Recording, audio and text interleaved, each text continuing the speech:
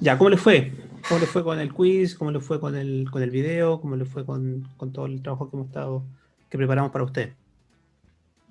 Me gustaría escucharlos. Por mi parte, igual el quiz estaba bien simple. Ujú. Bueno, definición de la hidrología, eh, Eh, el eh, desarrollo de la hidrología es bien interesante igual. Era Pero lo que un... más me complicó igual, estaba traduciendo el texto en inglés de show, ¿El show está en inglés? No, el show no está en y inglés. eso más que nada, ¿El de show? No, ahí me el aparece en otro inglés parece, el el de texto. Aparicio. No, Aparicio también está en español. Eh, ¿No era el No, pero había uno de... que era en inglés. sí, ¿Sí? sí, sí, sí, el de Ah, ¿El sí, de sí, show? ese. ¿El de show? David. No, el show está en español, se llama Ideología Aplicada El, y es de show, de 1994. Ese está en español. El de David está en inglés. El de David o ¿Está en David, español? porque no es David, David. Y David. Whitham. Sí, sí, que no es el apellido, no es el nombre. Entonces es como David y Whitham, que es el otro ¿Y autor. cómo está en español? Es medio bujo. Show, 1994, está en Ideología Aplicada, está en español. Aparicio, 1992, Fundamento de la Ideología de Ah, la ya. Superficie, está en español. Davy y Dickman están en inglés y la DGA está en español, porque es la institución chilena.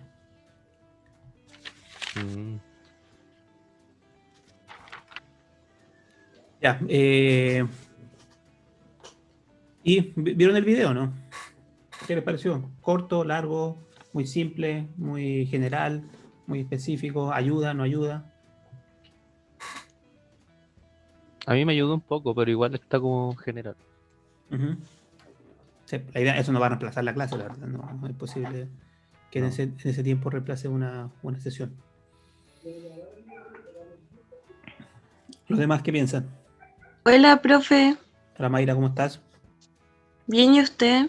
Bien, bien.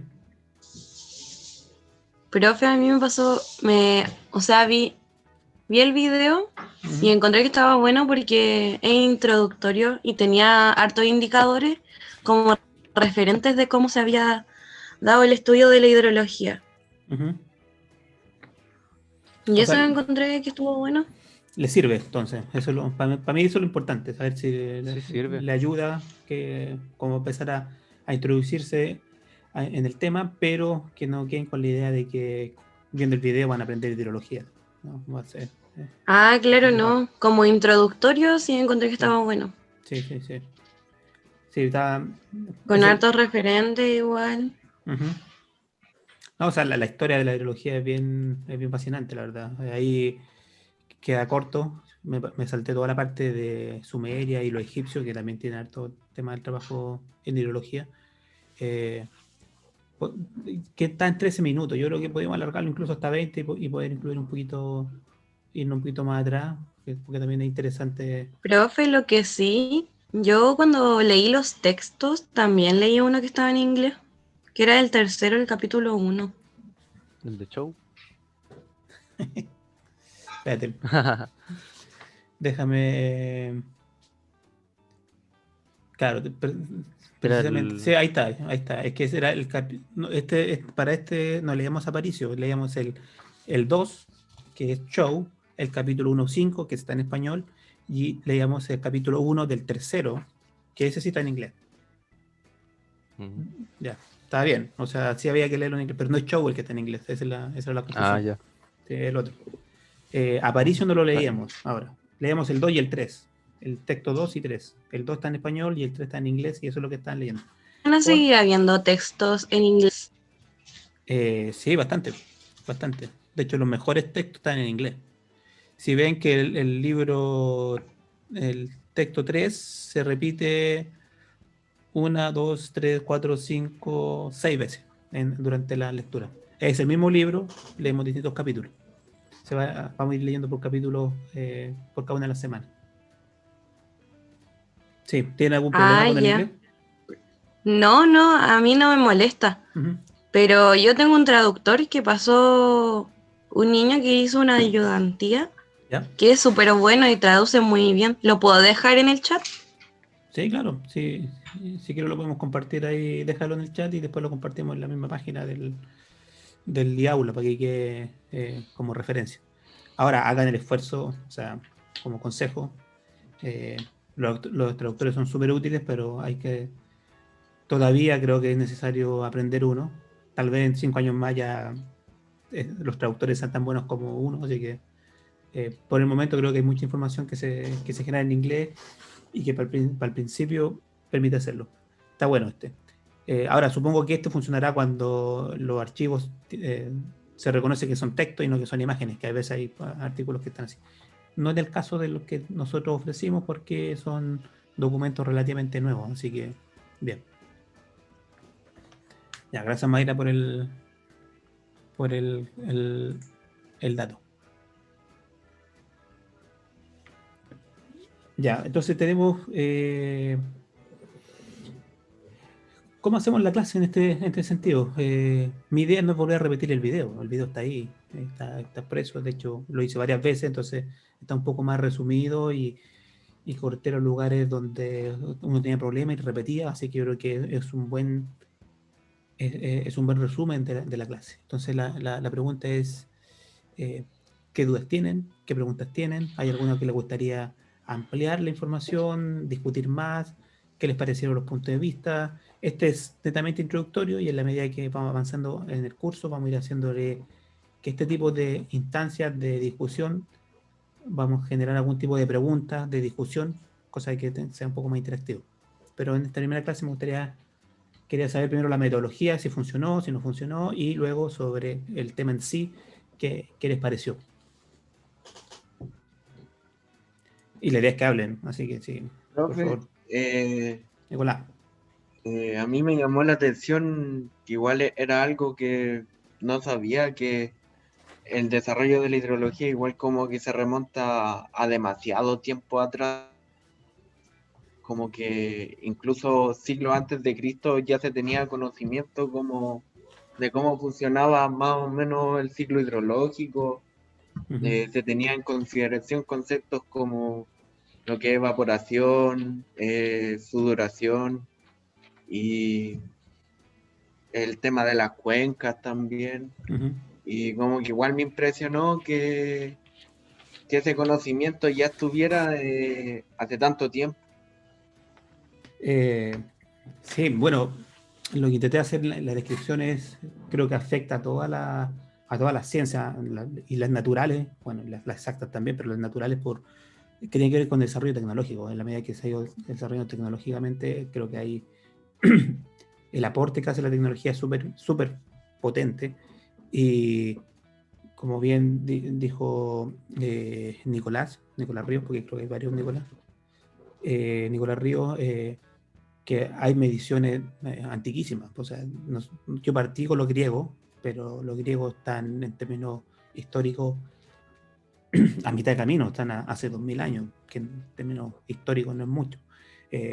Los egipcios ya medían el tema del Nilo, para ellos el Nilo era sagrado y poder medirlo y poder predecirlo fue tal vez la base del éxito de esa civilización. Ellos tenían medidores de los caudales y podían predecir y lo relacionaban con los datos astronómicos para saber cuándo era el momento de crecida del río, cuándo era el momento de que se recogía el río. Disculpen, recuerden que ustedes en el caso del Nilo, lo que tienen es que tienen ciclos de inundaciones anuales durante las lluvias que ocurren hacia el interior de África.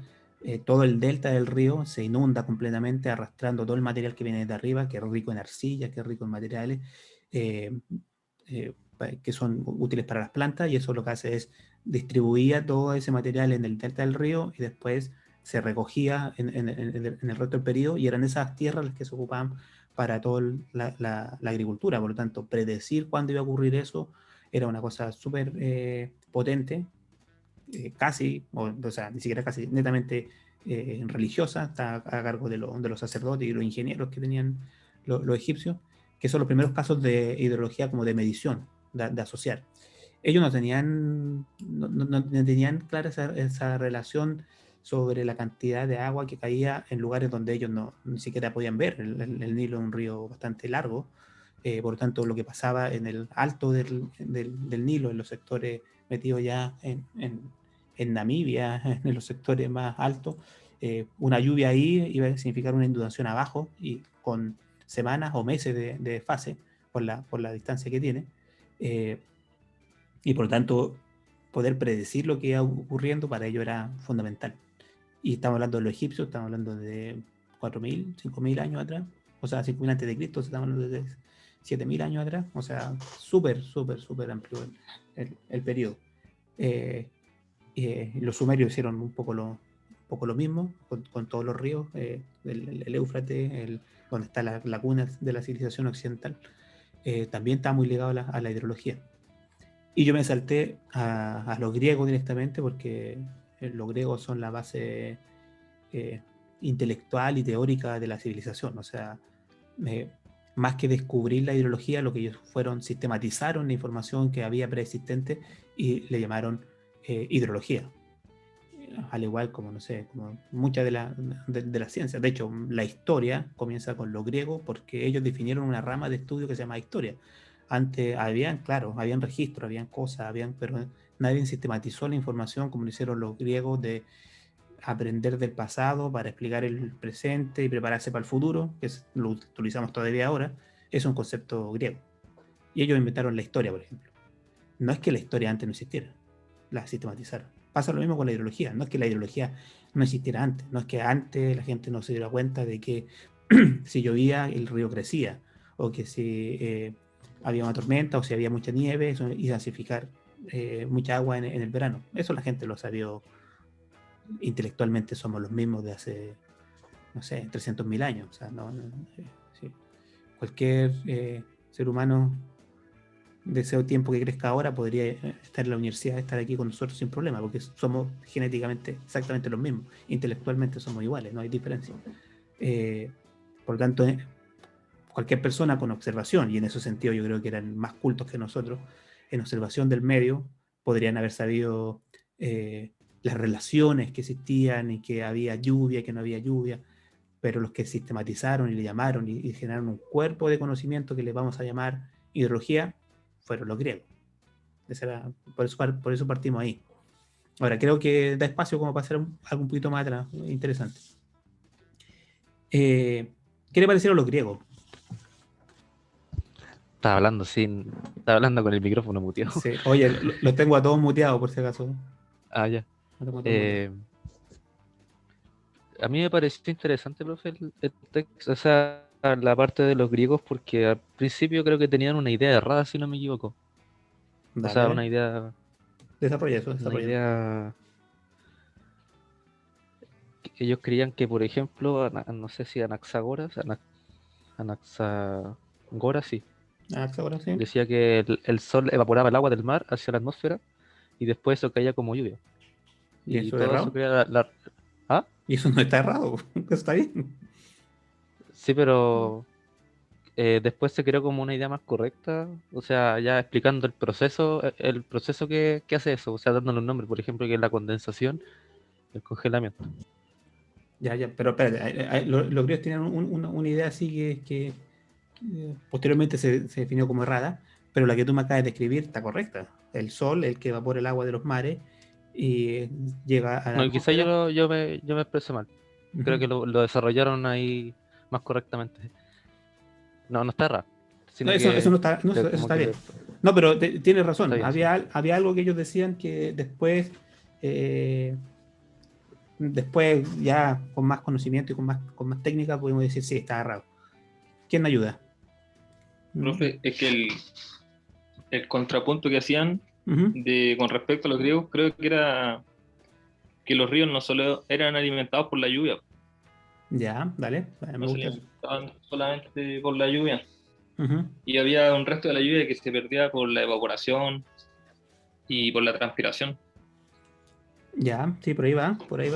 ¿Alguien más se acuerda? Profe, yo me acordé, ahora sí, la Ah, idea ok. era que el agua que alimentaba, por ejemplo, los ríos y toda esta agua subterránea venía del mar. Pensaban que Eso era, el claro. mar por ahí llegaba, se filtraba por agua subterránea, Claro. lo que sería la escorrentía, por decir así. Pero eso, obviamente, de la precipitación. Claro, las correntías va por encima. Ellos pensaban que Por encima, el agua subsuperficial, creo que está. subsuperficial, claro, por debajo de la superficie, Pero de forma contraria, pues, o sea, desde el mar, y que subía por un fenómeno que existe y y que de existe. ahí, que es el tema de la capilaridad, que es un fenómeno Claro, y que, en el video usted lo plantea. claro, que la capilaridad es, por ejemplo, cómo absorben agua las plantas. Las plantas absorben agua o mueven agua por varios procesos. Uno de esos procesos es el proceso de capilaridad, que es, eh, no sé, no tuvieron química, pero hay unos pequeños tubos que se llaman capilares, o los capilares de las venas, que también que son cuando está confinado en pequeños diámetros, el agua genera lo que se le llama un menisco. Si ustedes ven en pequeños tubos de ensayo, por ejemplo, ven que el agua no es completamente plana, sino que al llegar a los bordes sube un poquito.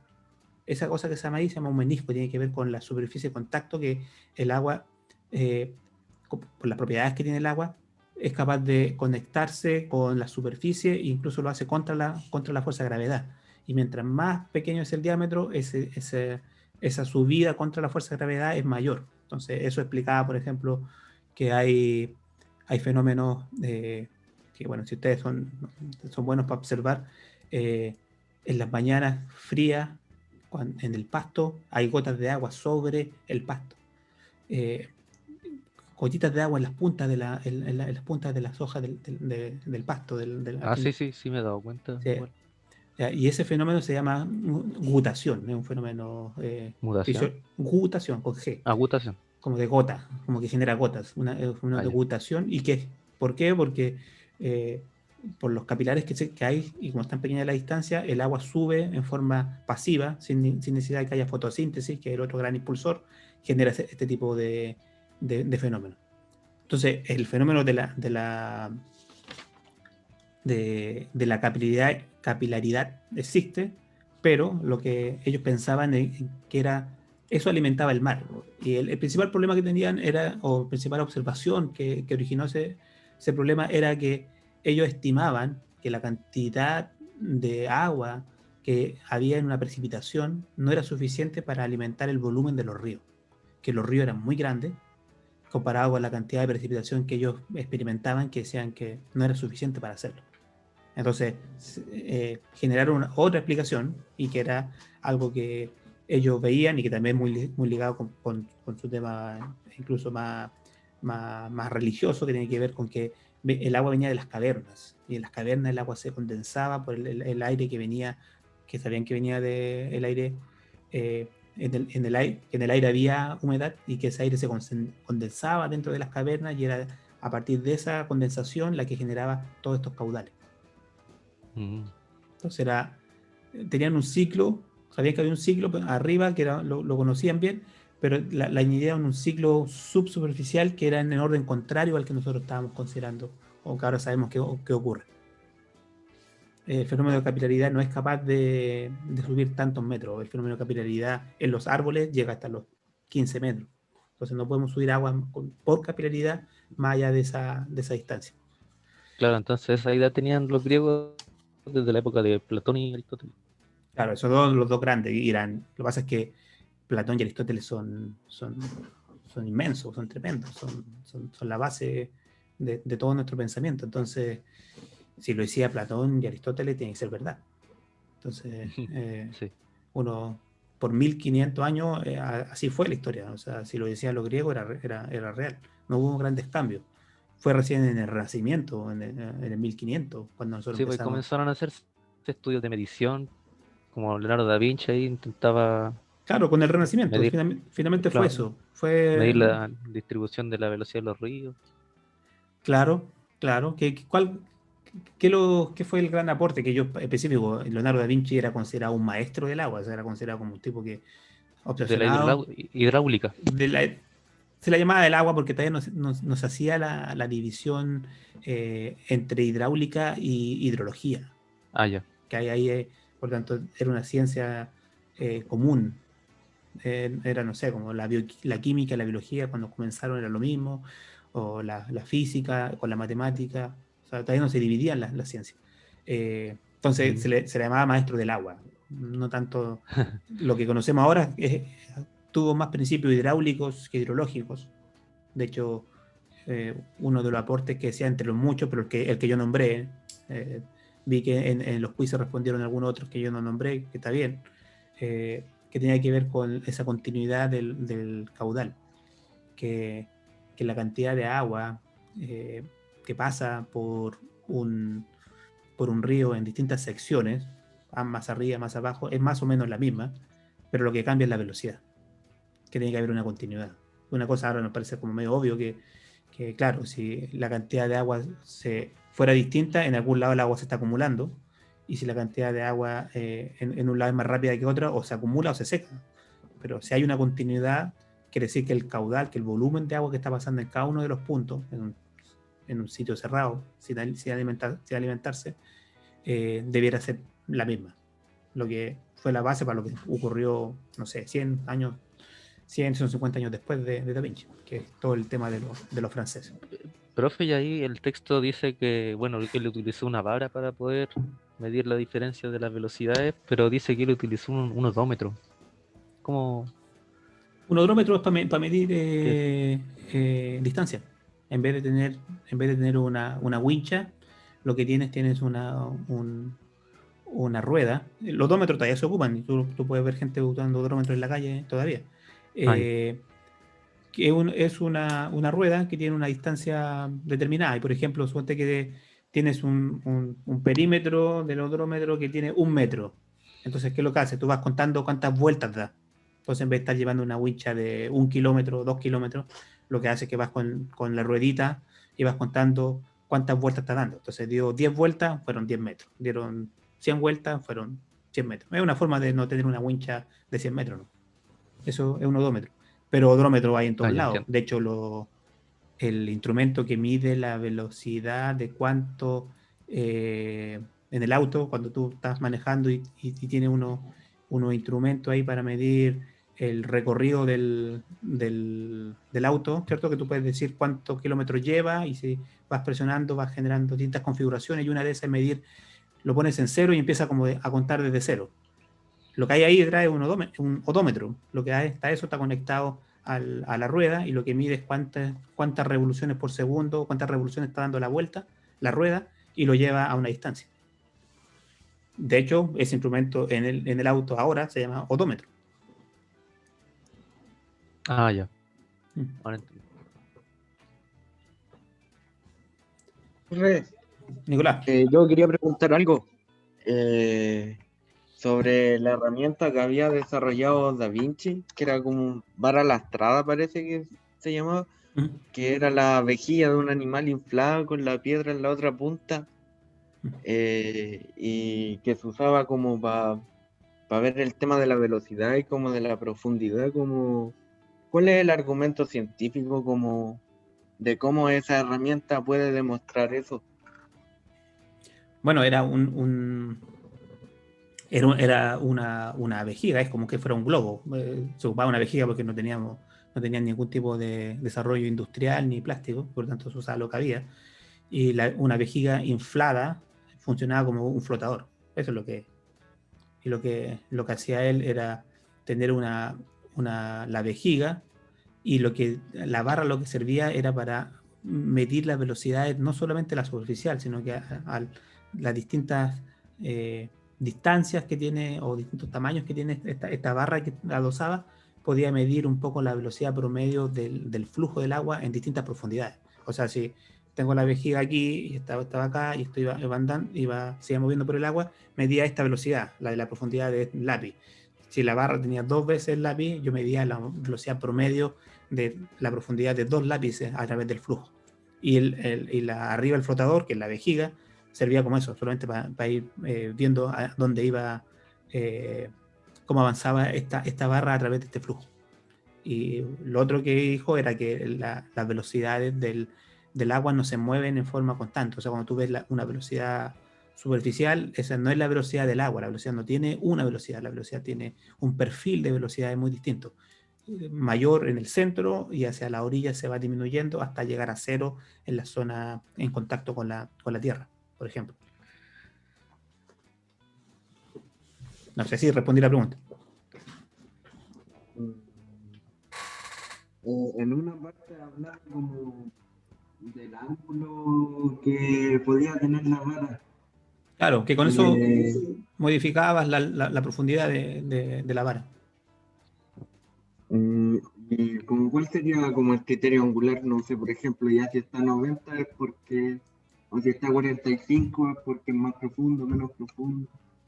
No, claro. O sea, si está en 90 grados, tiene la mayor longitud. Tiene a medida que tienes un ángulo así, la distancia a la superficie es menor. Entonces el ángulo, claro, va definiendo la profundidad que va evaluando. Ah, ya entendí. Gracias, profe. Javier me está haciendo una pregunta, ¿se la puede repetir? Sí, era acerca de que en el libro 3, el que estaba en inglés, se refería como a precipitación P, evaporación E, almacenamiento, cambio de almacenamiento S y correntía Q. Uh-huh. Se refería como que entre P y E había un más o un menos, y así sucesivamente, en cambio en cada uno. Por lo que yo entendí, se refería como que si el cambio de almacenamiento, pongámosle, era más, podría haber B, precipitación menos, o quizá evaporación más Ya, y creo que correntía menos. creo Se que supone que estás hablando de la ecuación de balance hídrico. Si me dices específicamente en qué página lo viste, para yo buscarlo acá y revisarlo. Página 13, ¿o no? sí, creo que sí. Sí, Q es igual a P, E y delta S. ¿Esa es la ecuación 1.2? A ver si estamos hablando de lo mismo. Sí, Ya, lo que se basa esa ecuación es que se llama la ecuación del balance y la ecuación de balance hídrico, la ecuación del balance de agua. Establece que los sistemas son cerrados. O sea, parte de esa premisa que el análisis que se hace es un sistema cerrado. Y lo que nosotros vamos a hacer es que vamos a tomar esa como unidad de análisis como que fuera la cuenca. Ahí vamos a discutir un poquito el concepto de cuenca, pero es como que fuera el río Concagua, el valle completo. Entonces, ¿qué dice?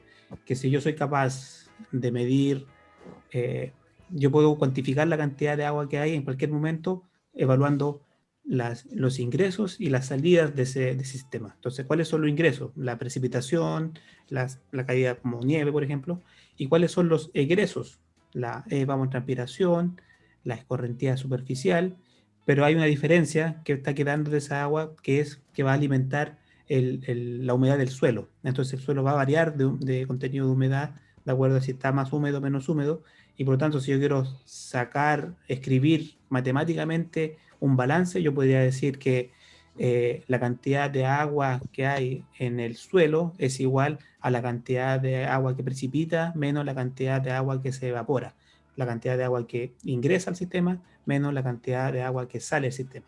Y como es una ecuación que tiene esos tres componentes, yo la puedo escribir de cualquier manera. Entonces yo puedo decir, mira, la precipitación es igual a la cantidad de agua que hay en el sistema menos los egresos. La cantidad de egresos que hay es igual a la cantidad de ingresos menos el diferencial que hay en el agua. Es un sistema cerrado que tiene entradas y salidas y lo que se llama un diferencial del stock o un diferencial del suelo en este caso, en el cual es cuánto varía ese stock. Imaginen que tienen un sistema completamente cerrado que solo tiene un ingreso, una salida. Imaginen como que fuera un estanque de agua, una piscina. La piscina tiene un cierto nivel de agua y tiene una entrada que es una llave y tiene una salida que es una salida del agua para drenar la piscina. Conceptualmente eso es lo que analiza de esa manera lo que es un análisis hidrológico de una cuenca. Tienen el nivel del agua de la piscina, que sería el nivel de agua que tiene la piscina, cuánta agua tiene la piscina. Tienen un ingreso, que sería en este caso la llave de la piscina que va a llenar la piscina, y que en el caso de la hidrología serían todas las entradas de agua. ¿Cuáles son todas las entradas de agua? Principalmente precipitación. Y tengo la salida de agua de esta piscina, que sería para drenar, pero ¿cuál sería la salida de este sistema? En el caso de la cuenca tendría varias salidas. Tendría la evaporación, porque estoy perdiendo agua por evaporación, y estoy perdiendo agua por la escorrentía superficial, que sería el agua que sale por los ríos y que llega al mar.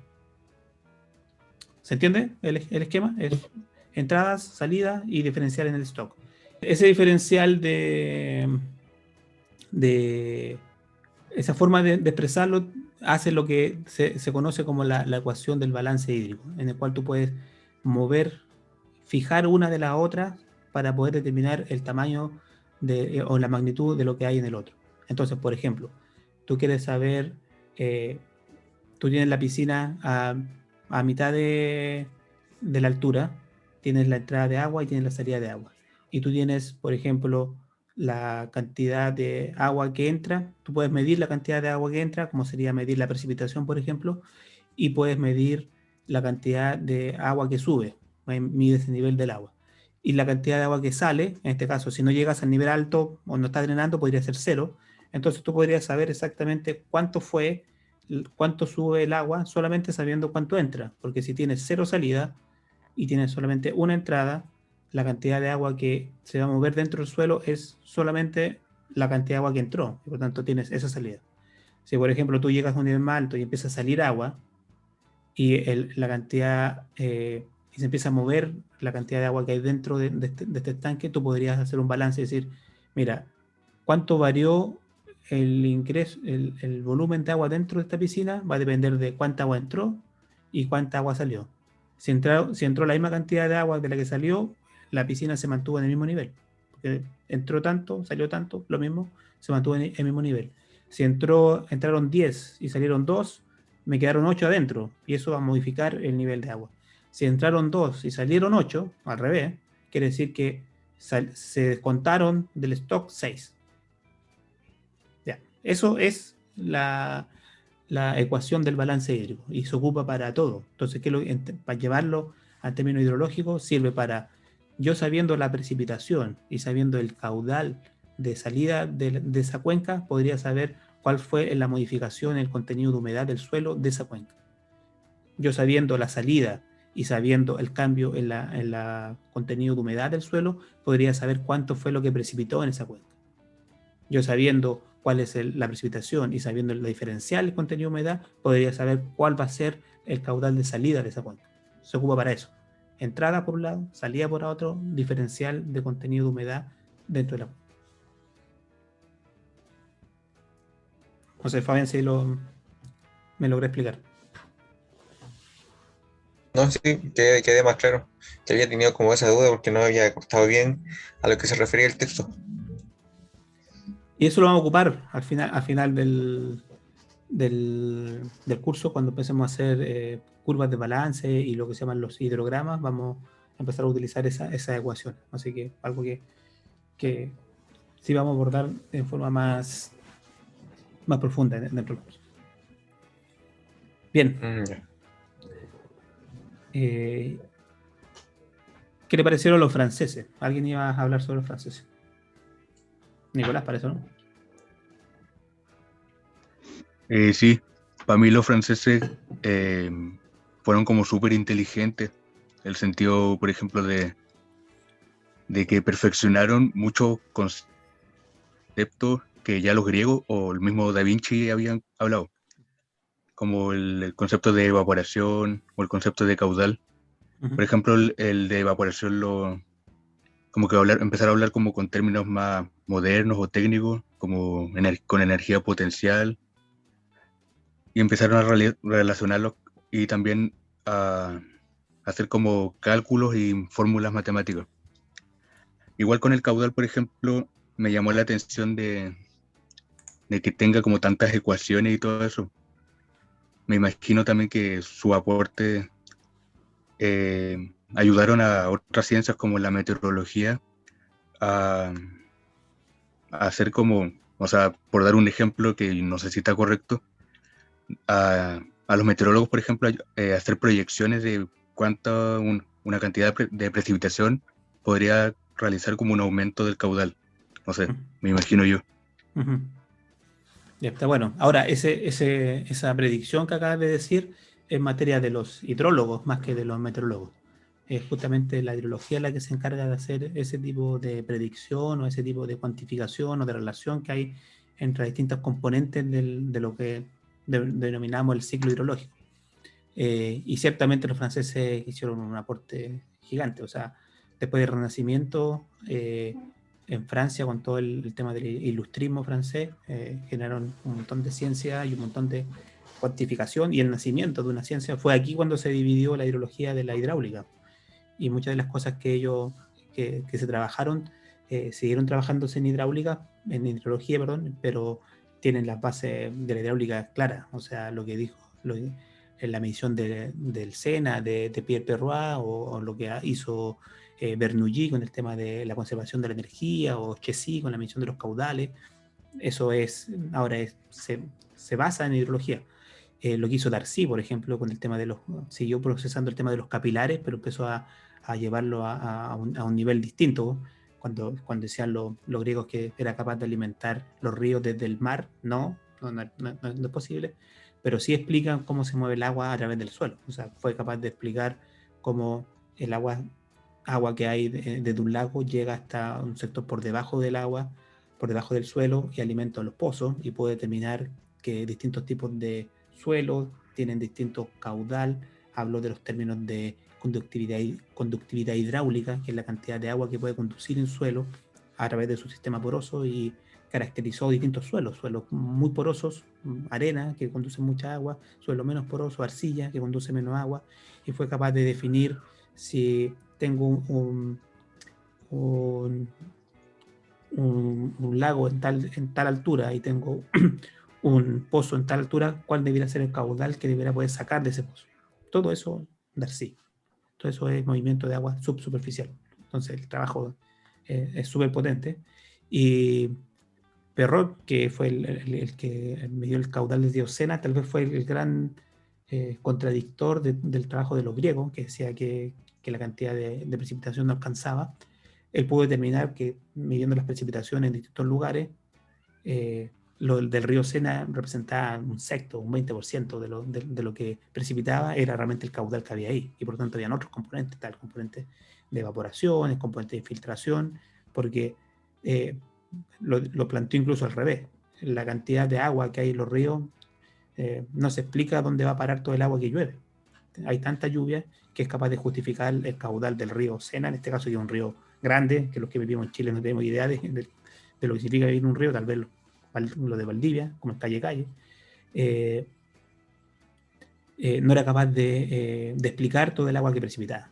Ese creo que fue el gran aporte de Perrault, que no era un científico, él era un abogado, que era como su hobby trabajar en la ciencia, pero era procurador, hacía cosas de impuestos, una cosa completamente distinta, pero hizo este gran aporte al tema de la ciencia.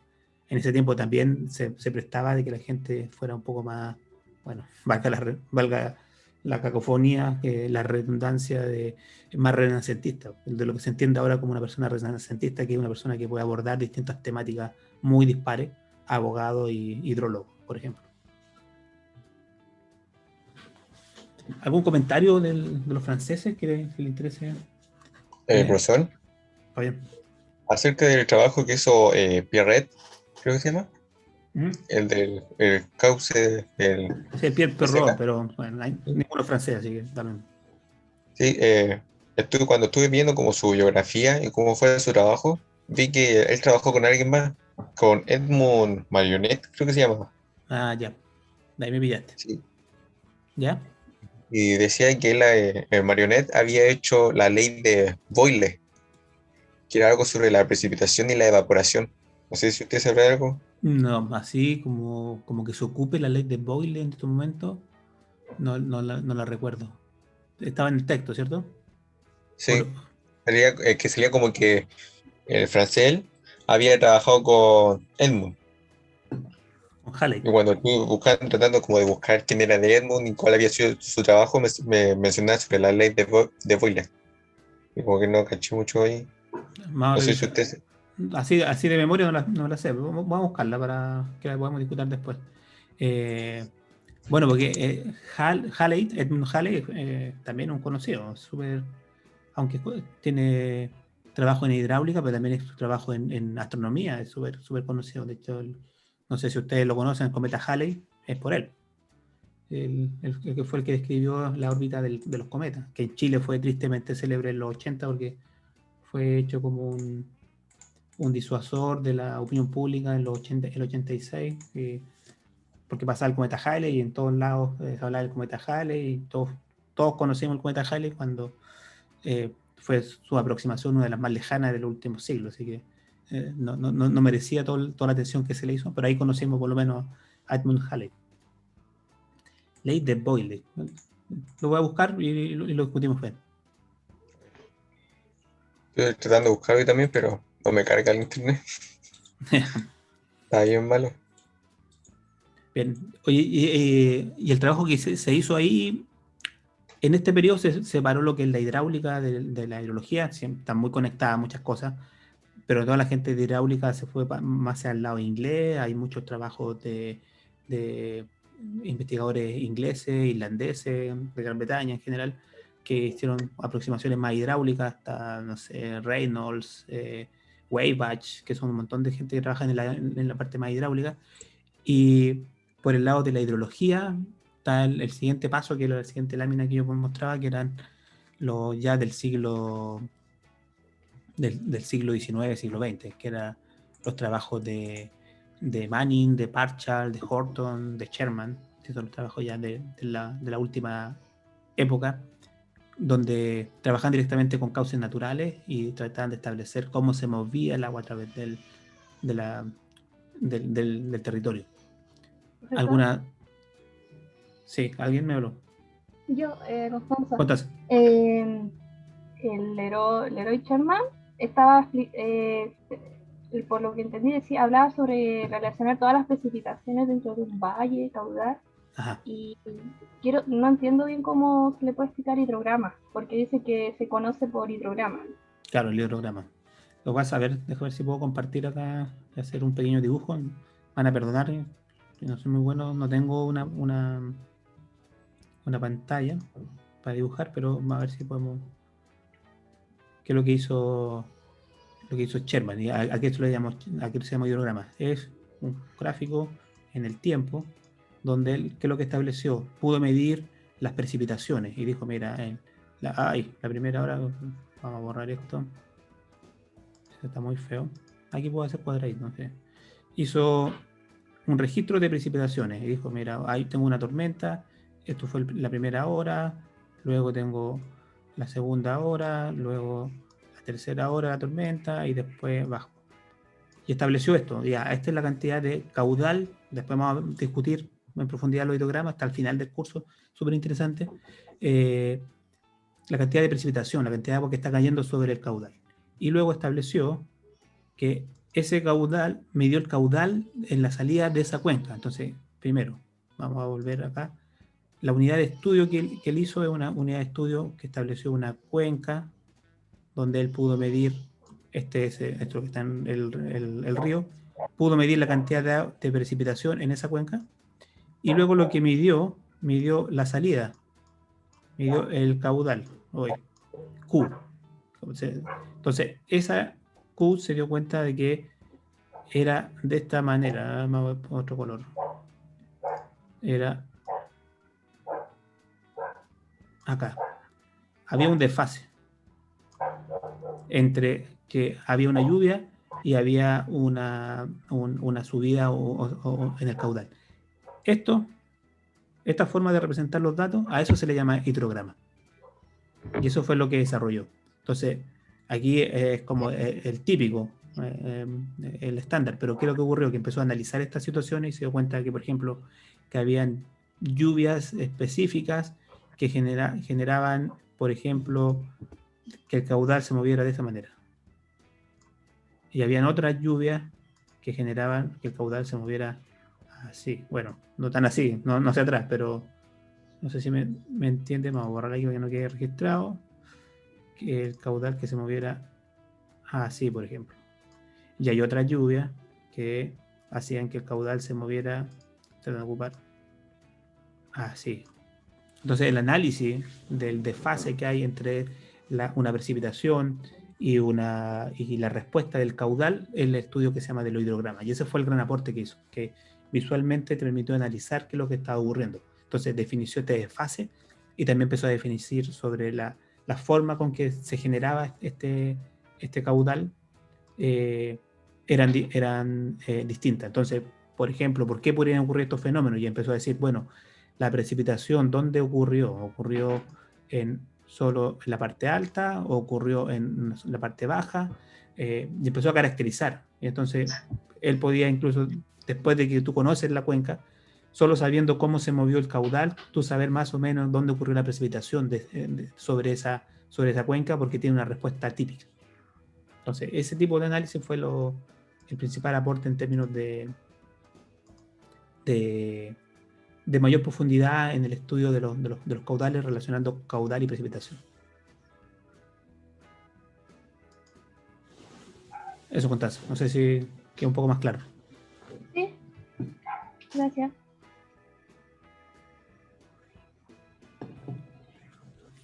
¿Alguna duda con este?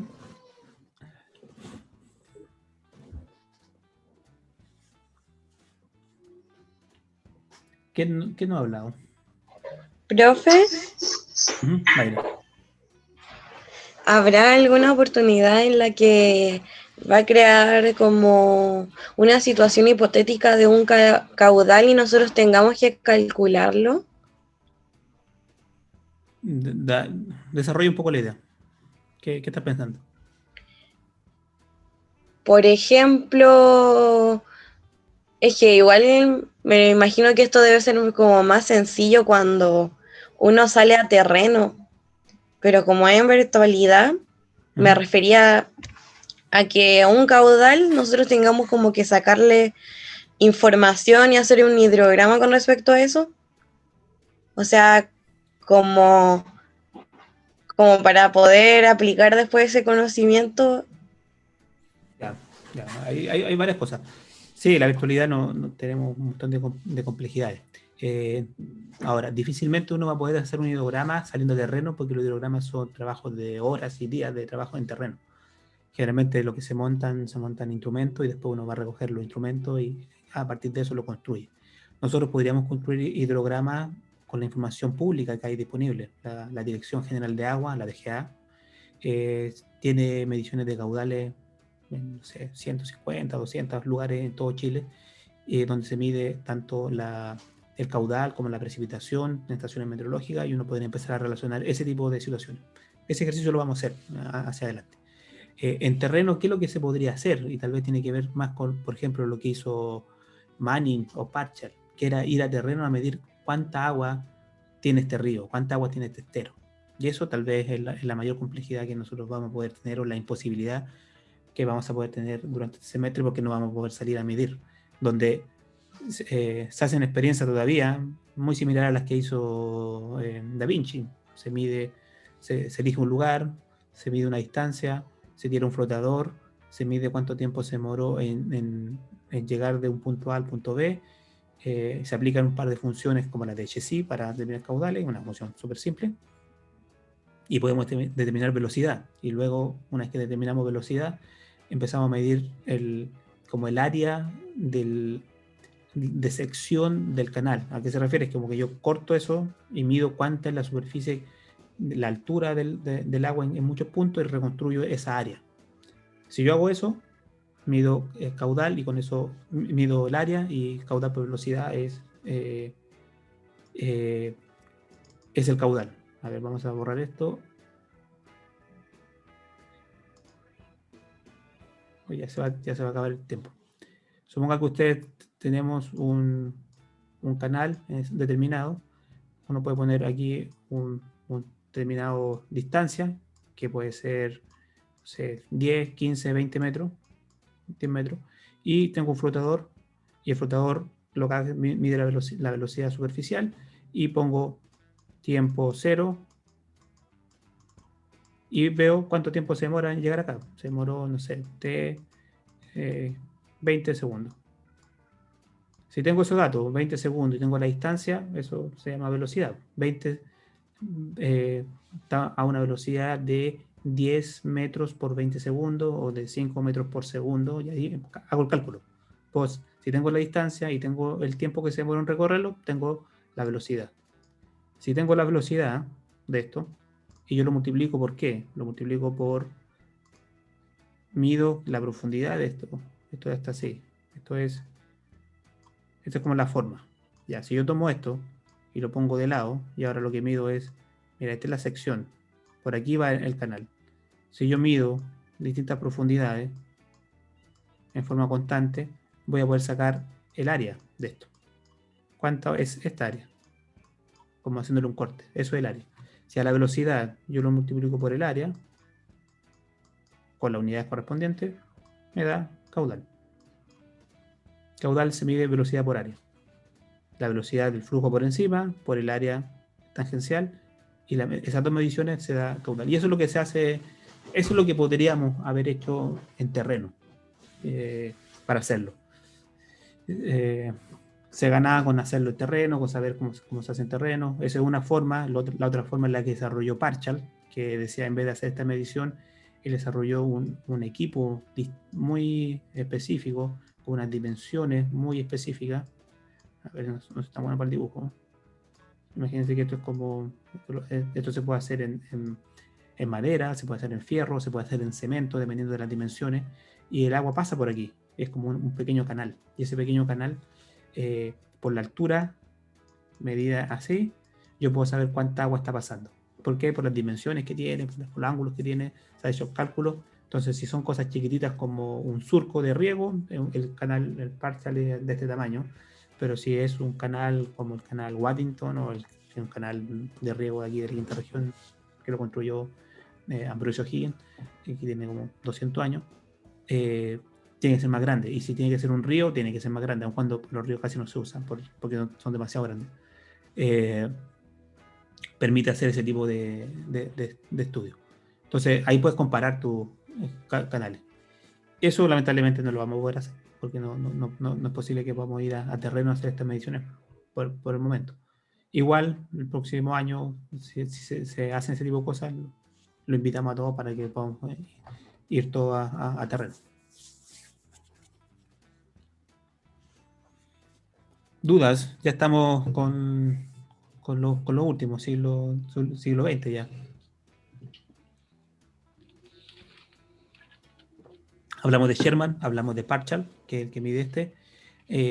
Tal vez hablar de Manning un poco, interesante. Es un trabajo súper empírico. Él se dio cuenta de que si yo sabía cuál era la pendiente de un terreno, podía saber la velocidad con que se movía el agua. Solamente sabiendo la pendiente. Pero también se dio cuenta que no todos los lugares se movían de la misma manera. Dependía mucho si había tierra, si había arena, si había piedra, qué tan sinuoso era. Y integró todas esas variables en lo que llamó el coeficiente de rugosidad de Manning. Entonces, con muchas pruebas en terreno, determinó ese valor, el valor del coeficiente N, que es el coeficiente de rugosidad de Manning, que se aplica en muchas fórmulas de hidrología y de hidráulica para establecer los caudales. Entonces, tú sabiendo la pendiente del terreno y cuál es el coeficiente de Manning de ese terreno, tú sabes más o menos cuál es el caudal que podría estar pasando en esas condiciones. Súper útil, se aplica mucho, no tiene mucha base científica porque no se conoce exactamente hay muchas variables que están metidas ahí, y cuando digo que no tiene sustento científico, tal vez lo estoy diciendo mal, no tiene como una caracterización o discretización de cada uno de los fenómenos que está influyendo en ellos, sino que integra todo en un solo gran factor. Y eso es un trabajo súper potente, todavía se usa. Incluso los modelos que se están utilizando computacionales tienen introducido entre medio el coeficiente de Manning, entonces se sigue utilizando.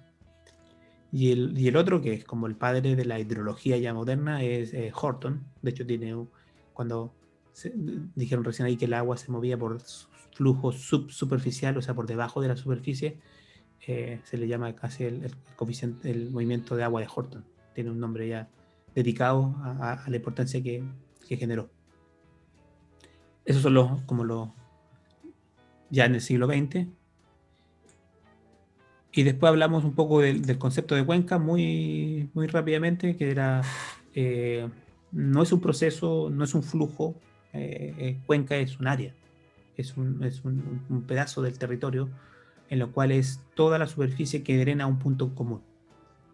Si estoy en Concón, la cuenca corresponde a la Concagua, a todo el valle de la Concagua, pero el valle es solamente la parte baja, por lo tanto la cuenca contempla todo. ¿Qué es lo que hace que se dividan? Lo que se conoce como la divisoria de agua, que divide, por ejemplo, en la Concagua hacia el norte se divide con el Ligua y hacia el sur con el Maipo. En la parte alta, esos son los bordes de la cuenca de la Concagua.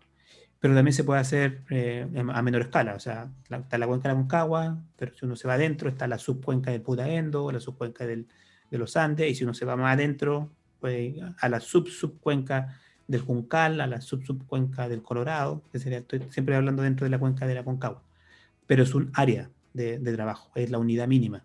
¿Por qué? Porque se entiende que lo que precipita en la Ligua, en Maipo, no afecta el caudal de la Concagua. No necesariamente. Después vamos a ver que hay algunos casos que podría ocurrir, que hay trasfasije entre cuencas, pero en cantidad son los menos. Ese es el concepto de cuenca. Y el otro, nos quedan 3 minutos, es el tema de los volúmenes. Lo vamos a volver a repetir durante las sesiones siguientes, pero que pareciera que el volumen que hay en los ríos, y un poco estoy revisitando las preguntas de los quiz, que el volumen del río es 0,5, 0,49 y el volumen de agua en la atmósfera un 3%, y que pareciera que son muy poco relevantes en comparación con no como el 70 que algunos pusieron de agua que hay en los ríos, que hay en los mares, como algunos pusieron en el quiz, confundiéndolo con el área un 70, pero en volumen es un 95, 96% de agua es salada. Parece ser poco relevante, pero que hay que pensar que la atmósfera y los ríos son de paso. El agua se está moviendo a través de ellos, y por lo tanto decir que los ríos tienen solo un 0,5% del volumen es verdad, pero es como una foto, y lo que es interesante es saber cuánta agua pasa a través de los ríos, por ejemplo, en un año, para poder tener una mejor cuantificación. Igual los volúmenes comparados con el mar son mínimos, pero no es 0,5% del agua. Lo es en términos de foto, pero tiene mucho más importancia que solamente el volumen que representa en un momento dado. Esa es un poco para ir a la pregunta del quiz. ¿Alguna duda?